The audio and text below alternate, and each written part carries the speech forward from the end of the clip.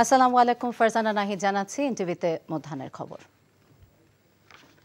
DB হেফাজতে থাকা শিক্ষার্থীদের পরিবারের কাছে ফেরত দেয়া এবং শিক্ষার্থীদের উপর গুলি না চালানোর নির্দেশনা চেয়ে দায়ের করা রিটের শুনানি চলছে। সকালে বিচারপতি মোস্তফা জামান ইসলাম এবং বিচারপতি এস.এম. মাসুদ হোসেন দোলনের দ্বৈত বেঞ্চে এই শুনানি শুরু হয়। গত কয়েকদিনের মৃত্যুর ঘটনাকে দুঃখজনক উল্লেখ করে আদালত বলেন, এই ঘটনায় জাতির ক্ষতি হবে, এমন কাজ করা কারোরই ঠিক না বলেও মন্তব্য করেন আদালত। শুনানি শেষে আজই আদেশ দেওয়ার কথা রয়েছে। গতকালই কয়েকজন আইনজীবী এ সংক্রান্ত একটি আবেদন দায়ের করে।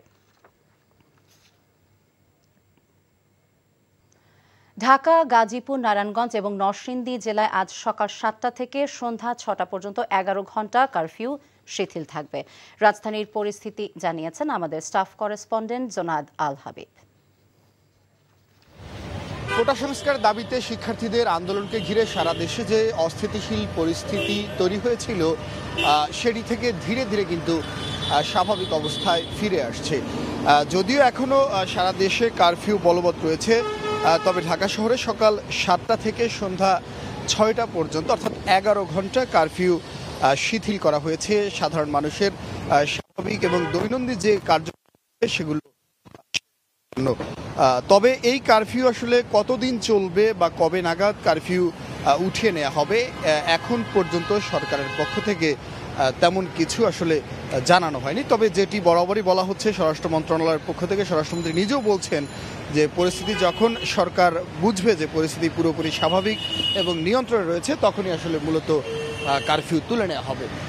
তবে কারফিউ বলবৎ থাকলেও প্রথম দিকে কারফিউতে যেভাবে মানুষের চলাচলে বাধা দেয়া হতো বা আইন শৃঙ্খলা রক্ষাকারী বাহিনীর সদস্যদের তল্লাশির মুখে পড়তো, তবে এই পরিস্থিতি কিন্তু এখন রাজধানীতে নেই। সাধারণ মানুষ স্বাভাবিক অবস্থায় কিন্তু তারা চলাফেরা করতে পারছে। এখন জন্ম সনদ দিয়ে খোলো বিকাশ স্টুডেন্ট অ্যাকাউন্ট, নিজের বিকাশ নিজে কর। কারফিউ শিথিল থাকায় সিলেটে দোকানপাট এবং যানবাহনের সংখ্যা বেড়েছে। এ খবর জানিয়েছেন সিলেটের স্টাফ করেসপন্ডেন্ট সজল ছত্রী। গত দুদিন ধরে সকাল ৬টা থেকে রাত ৯টা পর্যন্ত কারফিউ শিথিল থাকছে এবং কারফিউ শিথিল থাকার সময় আমরা জনজীবনে বেশ ব্যস্ততা দেখতে পাচ্ছি। অফিস আদালত কিংবা দোকানপাট, ব্যবসা প্রতিষ্ঠান সবই স্বাভাবিকভাবে খুলছে এবং রাত ৯টার পর সবগুলো বন্ধ হয়ে যাচ্ছে। তবে দুটি সংকট এখনও রয়েছে, সেটি ইন্টারনেটের ধীরগতি এবং দূরপাল্লার যান চলাচল এখনও অনিয়মিত আছে। বিশেষত সিলেটে ট্রেন চলাচল বন্ধ থাকলে একটা যাতায়াতে বেশ বড় ব্যাঘাত হয়, সেই ব্যাঘাতটি আছে। যেহেতু নৌ রুট চলাচল নেই সিলেটে, প্রায় আকাশপথ, সড়কপথ এবং রেলপথে মূলত চলাচল হয়ে থাকে। সেক্ষেত্রে সড়কপথে যোগাযোগ অনিয়মিত এবং রেলপথ বন্ধ থাকার কারণে দূরপাল্লার যোগাযোগে মানুষের কিছুটা সমস্যা হচ্ছে। তবে আমরা সিলেট নগরীর একদম প্রাণকেন্দ্রে আছি, জিন্দাবাজার। দেখবেন এখানেও কিন্তু এই দুপুরবেলাতেই যানজট লেগে আছে এবং বিভিন্ন মোড়ে এরকম যানজট লাগছে। মানে স্বাভাবিক যে ব্যস্ততা সেটি শুরু হয়েছে সবার মধ্যে এবং সবাই বেরোচ্ছেন এবং কারফিউ শিথিলের সময়টা বৃদ্ধি করে গত দুদিন ধরে মানুষের ব্যস্ততা আরও বেড়েছে। একই সাথে কোটা বা বৈষম্য বিরোধী আন্দোলনকে কেন্দ্র করে সহিংসতায় যে নিহতদের স্মরণে আজ শোক পালন করা হচ্ছে। কালো বেশ ধারণ সহ বিভিন্ন মসজিদ, মন্দির, পেগোডায় প্রার্থনাও করা হচ্ছে এবং সবারই প্রত্যাশা যে কারফিউ পুরোপুরি উঠে গেলে হয়তো যে একটি অজানা ভয় কাজ করছে মানুষের মধ্যে, সেটিও দূরীভূত হবে এবং একবারই পুরোপুরি স্বাভাবিক জীবনে ফিরতে পারবে সিলেটের জনজীবন। এখন জন্ম সনদ দিয়ে খোলো বিকাশ স্টুডেন্ট অ্যাকাউন্ট, নিজের বিকাশ নিজে কর। কারফিউ শিথিল হয় অনেকটা স্বাভাবিক হতে শুরু করেছে রংপুরের মানুষের জীবনযাত্রা। রংপুরের senior correspondent A K M. Moinul Haque জানাচ্ছেন সেখানকার চিত্র। কারফিউ শিথিলের সময় যেমন ধীরে ধীরে বাড়ানো হচ্ছে, তেমনিভাবে রংপুর মহানগর সহ রংপুর জেলার মানুষের জীবনযাত্রার অনেকটা স্বাভাবিক হতে শুরু করেছে। রাস্তাঘাটগুলোতে আগের মতনই চলছে বিভিন্ন যানবাহন, দোকানপাট খোলা রয়েছে, ব্যাংক, অফিস, যে সমস্ত প্রতিষ্ঠান খোলা রয়েছে সেখানে কিন্তু লোকজনের ভিড়, লেনদেন বাড়ছে।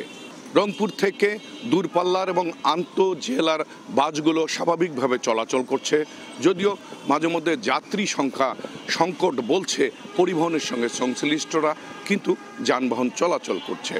রংপুর বিভাগের মধ্যে যে কয়টি স্থলবন্দর রয়েছে সেই স্থলবন্দরগুলো দিয়ে আমদানি রপ্তানি শুরু হয়েছে। ধীরে ধীরে ফিরে আসছে রংপুরের সেই পুরনো চেহারা। সাম্প্রতিক আন্দোলন পরিস্থিতিতে আমদানি রপ্তানি বাণিজ্যের সৃষ্ট অচলাবস্থা স্বাভাবিক হতে শুরু করেছে, তবে পাইকারি থেকে খুচরা বাজারে ভোগ্যপণ্যের সরবরাহে তেমন গতি আসেনি বলে জানিয়েছেন ব্যবসায়ীরা। দেশে আমদানি নির্ভর ভোগ্যপণ্যের বাজার পরিস্থিতি সম্পর্কে জানাচ্ছেন শামসুল হক হায়দরি, ক্যামেরায় ছিলেন এনামুল হক। ভোগ্যপণ্যের বেশিরভাগ আমদানি হয় চট্টগ্রাম বন্দরের মাধ্যমে। আমদানি সংশ্লিষ্টরা জানান, সাম্প্রতিক পরিস্থিতির কারণে কাস্টমস ও বন্দরের কাজ প্রায় এক সপ্তাহ বন্ধ থাকে। এতে নিত্য প্রয়োজনীয় ভোগ্যপণ্য আটকে যায় বন্দরে। বর্তমানে পণ্যের মান ও সরবরাহ পরিস্থিতি কেমন, সেই প্রশ্নের জবাব দেন সংশ্লিষ্ট কর্মকর্তারা। বর্তমান পরিস্থিতিতে আমাদের অনলাইন কার্যক্রম সম্পূর্ণভাবেই সচল আছে এবং আমাদের যত ইম্পোর্ট হচ্ছে এবং যত এক্সপোর্ট হচ্ছে সমস্ত কার্যক্রম আমরা স্বাভাবিকভাবেই করতেছি। আমাদের যে অবজারভেশন যে অল্প কিছুদিন যেটা আটকে ছিল তাতে করে পণ্যের গুণগত মানের কোনো তারতম্য হয়নি এবং আমরা এই যে যানজট যে আমাদের যে কয়েকদিন যেটা স্ট্যাগন্যান্ট যেটা হয়েছিল আমরা তারপরে খুবই র্যাপিডলি আমরা সে কাজগুলি সম্পন্ন করেছি। এদিকে ভোগ্যপণ্যের বড় পাইকারি বাজার খাতুনগঞ্জ। জাহাজ থেকে খালাস হওয়ার পর বেশিরভাগ পণ্য চলে আসে এখানে। বন্দর চালু হওয়ায় ভোগ্যপণ্যের মজুদ সন্তোষজনক হলেও বেচাকেনা তেমন হচ্ছে না বলে জানান ব্যবসায়ীরা। খাতুনগঞ্জের দোকানপাট কিন্তু কিছুটা খোলা ছিল, কিন্তু বেচা বিক্রি হয় নাই। এবারে যে বলতে গেলে আপনার কোনো কিছুর দাম বাড়ে নাই, কিন্তু না বাড়লে কি হবে, আপনার বেচা বিক্রি কিন্তু কম। চলমান আমদানি ব্যাহত না হওয়া সহ পরিস্থিতির উন্নতি হলে পণ্যের সরবরাহ স্বাভাবিক হবে বলে আশা ব্যবসায়ীদের। শামসুল হক হায়দরি, এনটিভি নিউজ, চট্টগ্রাম। জনপ্রিয় সঙ্গীত শিল্পী শাফিন আহমেদের নামাজে জানাজা বাদ জোহর গুলশানের আজাদ মসজিদে অনুষ্ঠিত হবে। শাফিন আহমেদের পরিবারের সদস্যরা জানান, জানাজা শেষে বনানী কবরস্থানে দাফন করা হবে শাফিন আহমেদকে। যুক্তরাষ্ট্র থেকে গতকাল বিকেলে হযরত শাহজালাল আন্তর্জাতিক বিমানবন্দরে পৌঁছায় ব্যান্ড তারকা শাফিন আহমেদের মৃতদেহ। বিমানবন্দরে মেজো ভাই ব্যান্ড তারকা হামিন আহমেদ আসেন, বিমানবন্দরে শাফিন আহমেদের লাশ গ্রহণ করেন। যুক্তরাষ্ট্রে চিকিৎসাধীন অবস্থায় মারা যান খ্যাতিমান এই শিল্পী। সিরাজগঞ্জে যমুনা নদীর পানি বেড়ে সৃষ্ট বন্যায় কৃষকদের প্রায় ৬৩ কোটি টাকার ক্ষতি হয়েছে। জমিতে রোপণ করা পাট, তিল, পটল, আউশ, আমন বীজতলা এবং বেগুন সহ অন্যান্য ফসল পানিতে তলিয়ে যাওয়ায় ক্ষতিগ্রস্ত হয়েছেন কৃষকেরা। ক্ষতিগ্রস্তদের সহায়তা করতে সরকারি উদ্যোগে তালিকা করা হয়েছে। সিরাজগঞ্জ থেকে শরীফুল ইন্নার পাঠানো রিপোর্ট। এখন জন্ম সনদ দিয়ে খোলো বিকাশ স্টুডেন্ট অ্যাকাউন্ট। নিজের বিকাশ নিজে কর। সিরাজগঞ্জ সদর, কাজীপুর, বেলকুচি, চৌহালি ও শাহজাদপুরে হাজার হাজার কৃষক এবার বন্যায় ক্ষতিগ্রস্ত হয়েছেন। চলতি মাসের শুরুতে যমুনা নদীর পানি বিপদসীমা অতিক্রম করে চরাঞ্চল ও নিম্নাঞ্চল প্লাবিত হয়। জেলা কৃষি সম্প্রসারণ অধিদপ্তর সূত্রে জানা গেছে, বন্যার পানিতে নিমজ্জিত হয় জেলার ৫ উপজেলার ৬,৫২৫ হেক্টর ফসলি জমি। এর মধ্যে পুরোপুরি ক্ষতিগ্রস্ত হয়েছে ৩,১৮৫ হেক্টর জমির ফসল। এসব জমিতে সবজি, মরিচ, পাট, আউশ ধান, তিল ও বীজতলা ছিল।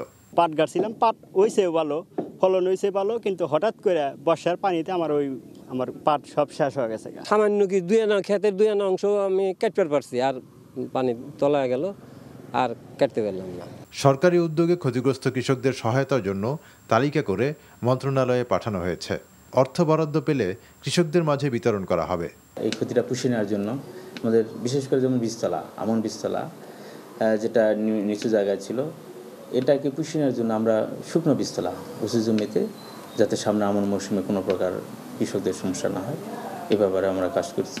ক্ষতি পুষিয়ে নিতে কৃষি অফিসের পক্ষ থেকে উদ্যোগ ও পরামর্শ দেওয়া হচ্ছে কৃষকদের। NTV news desk.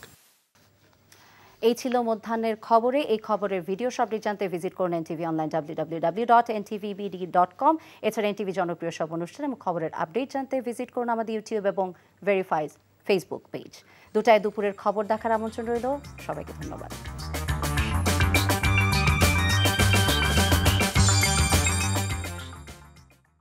এখন জন্ম সনদ দিয়ে খোলো বিকাশ স্টুডেন্ট অ্যাকাউন্ট। নিজের বিকাশ নিজে কর।